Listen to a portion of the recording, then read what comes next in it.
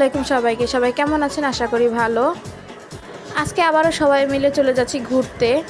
বাসার কাছাকাছি পহেলা বৈশাখী উপলক্ষে মেলা হচ্ছে, তো ভাবলাম যাই সবাই মিলে একটু দেখে আসি। এদিকে বাচ্চাগুলো খুশি হবে, তারা তো বাইরে বের হতে পারলে অনেকটা খুশি হয়। সারাদিন ঘরের ভেতরেই থাকে, একটু বাইরে গেলে তাদের একটু ভালো লাগবে। তো বলতে বলতে মেলায় চলে এসেছি। এখানে আরও কয়েকবার মেলা হয়েছে আগে, কিন্তু সেই মেলাগুলো আরও জমজমাট ছিল, আরও দোকানপাট ছিল। কিন্তু এবার দোকানপাট খুবই কম, আর তেমন একটা মানুষও ছিল না।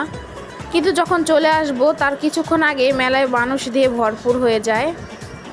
আর আজকে বাইরে গরমও ছিল অনেক।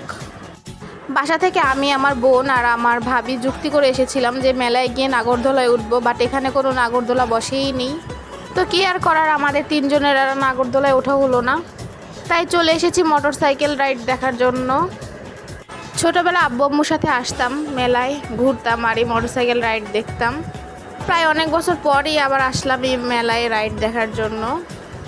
ছোটোবেলার সেই দিনগুলো এখন খুব মিস করি। আমার মতো কে কে ছোটোবেলায় বাবা মার সাথে গিয়ে এই রাইডগুলো দেখেছেন অবশ্যই কমেন্ট করে জানাবেন।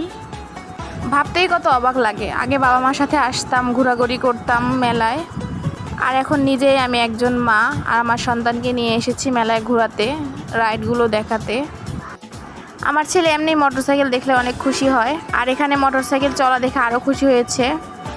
এই তো আবার উঠে গেছি নৌকায়। এখানে আমরা 4 জনেই উঠেছিলাম, আমি, ভাইয়া, ভাবি আর বোন।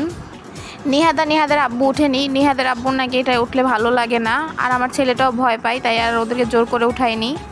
তো এখানে আবার নিহাদ বায়না ধরেছে এখানে উঠবে, তাই নিহাদের খালামণিকে একসাথে উঠিয়ে দিয়েছি, কারণ ও ছোটো মানুষ, ও একা উঠতে পারবে না, পড়ে যাওয়ার সম্ভাবনা আছে।